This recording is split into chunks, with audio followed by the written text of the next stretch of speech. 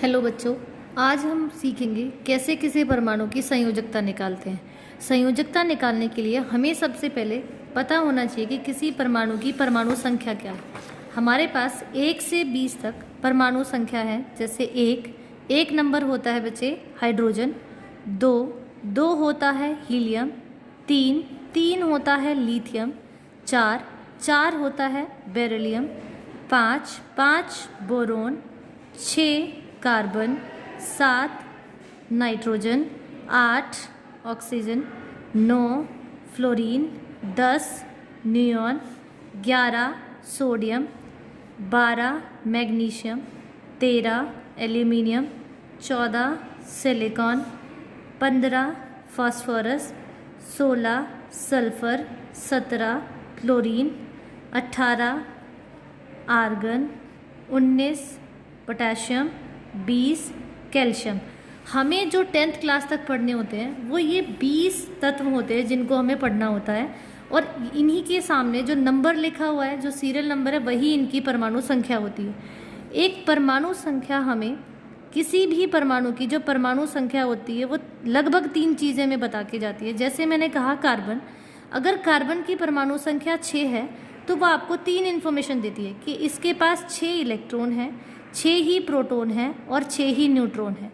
ऐसे ही अगर बेटा मैं बात करूं जैसे सोडियम, अगर सोडियम का नंबर 11 है तो इसका मतलब ये हुआ कि इसके पास 11 इलेक्ट्रॉन हैं, 11 ही प्रोटॉन हैं और इसके पास 12 न्यूट्रॉन है। लगभग इसलिए मैंने कहा क्योंकि किसी के पास एक आध न्यूट्रॉन ज़्यादा होता है। ऐसे ही जैसे अगर मैं बात करूँ क्लोरीन की, क्लोरीन का नंबर है 17, तो इसके पास भी कितने होते हैं?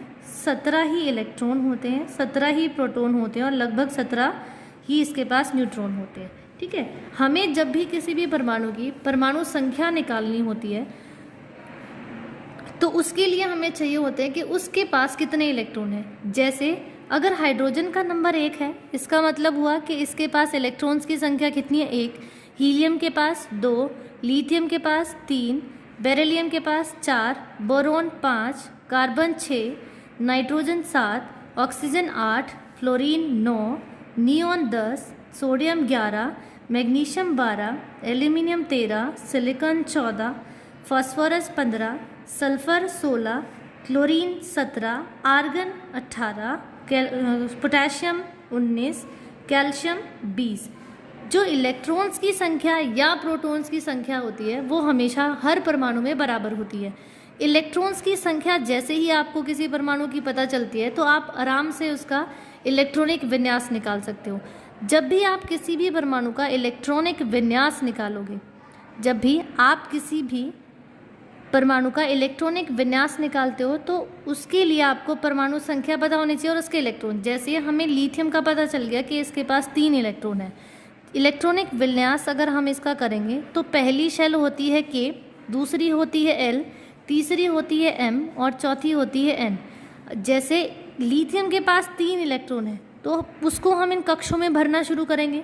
इन कक्षों में भरने के लिए हमें ये पता होना चाहिए कि कौन सा कक्ष कितने इलेक्ट्रॉन्स को भर सकता है। उसके लिए हमारे पास जो नील बोहर हैं, नील बोहर ने हमें बताया कि कौन सा कक्ष कितने इलेक्ट्रॉन भरेगा। हमारे पास जो कक्ष होते हैं वो K, L, M, N और इसी प्रकार से वो आगे बढ़ते चले जाएंगे। ये हमारे पास सीरियल वाइज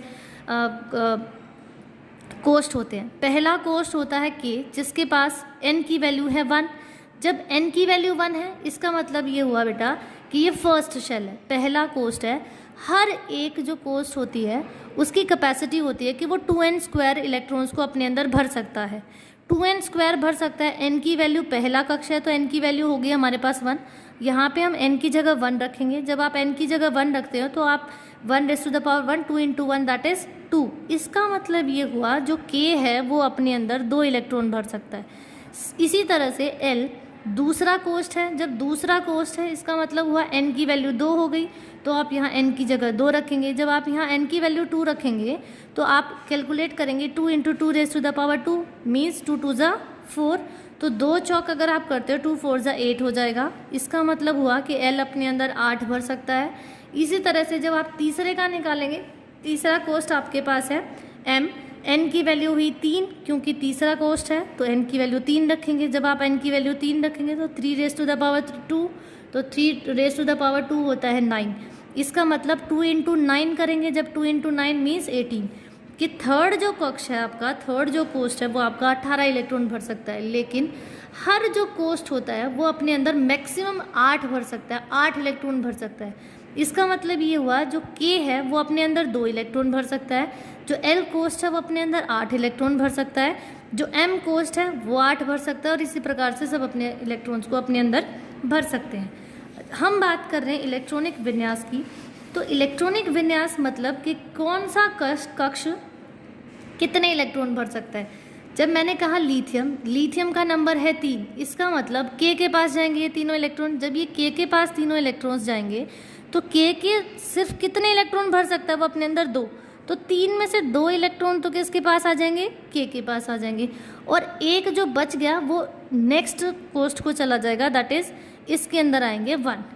इसी तरह से अगर मैं कहूँ 7, जिसका नाइट्रोजन के पास कितने इलेक्ट्रॉन है, 7, इसका मतलब ये हुआ कि अगर हम इनका इलेक्ट्रॉनिक विन्यास करते हैं तो K के पास आएंगे 2 इलेक्ट्रॉन और बाकी बचे हुए चले जाएंगे किसके पास, L के पास। ऐसे ही सोडियम के पास 11 हैं तो 2 इलेक्ट्रॉन जाएंगे K के पास, बचे हुए 9 नेक्स्ट को L के पास जाएंगे, लेकिन L अपने अंदर 8 भर सकता है तो उस 9 में से ये अपने अंदर 8 भर लेगा। लेकिन एक बच गया तो एक जो बच गया वो नेक्स्ट जो कोष्ठ है M उसके पास चला जाएगा। इसी तरीके से आप एल्यूमिनियम की इलेक्ट्रॉनिक विन्यास लिख सकते हैं। एल्यूमिनियम के पास 13 है तो यहाँ पे आएंगे 2, यहाँ आएंगे 8, और जो बाकी बचे हुए 3 हैं वो नेक्स्ट के पास चले जाएंगे। इसी प्रकार से बेटा आप बहुत ही आराम से हर एक जो परमाणु है उसकी इलेक्ट्रॉनिक कॉन्फ़िगरेशन मतलब उसका इलेक्ट्रॉनिक विन्यास लिख सकते हैं।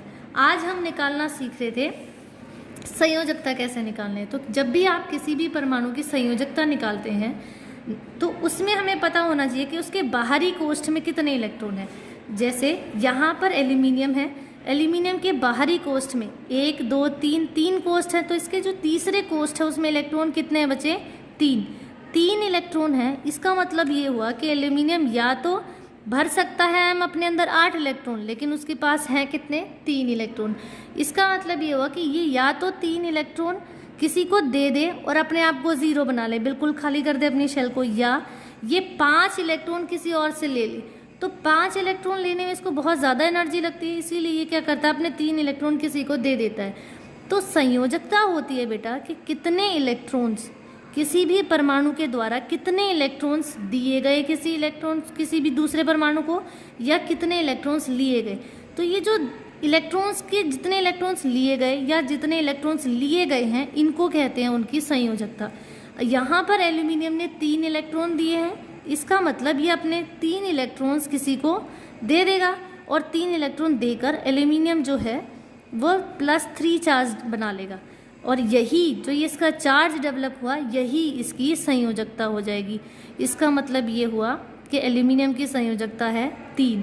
ऐसे ही अगर मैं सोडियम की बात करूं बेटा, तो जो सोडियम होता है उसके पास आखिरी कोष्ठ में कितने इलेक्ट्रॉन, 1 इलेक्ट्रॉन है, और यही इलेक्ट्रॉन उसके पास या तो 7 किसी से ले ले वो, या 1 किसी को दे दे। तो ये अपना 1 इलेक्ट्रॉन किसी को दे देता है, और 1 इलेक्ट्रॉन जब ये दे देता है तो सोडियम अपने ऊपर बना लेता है प्लस चार्ज, और यही इसकी संयोजकता होती है 1। तो हमारे पास सोडियम की संयोजकता हो जाएगी 1। इसी प्रकार से आप और सब जितने भी परमाणु आपके पास हैं उनकी संयोजकता आप निकाल सकते हैं। चलिए आज के लिए इतना ही, थैंक यू।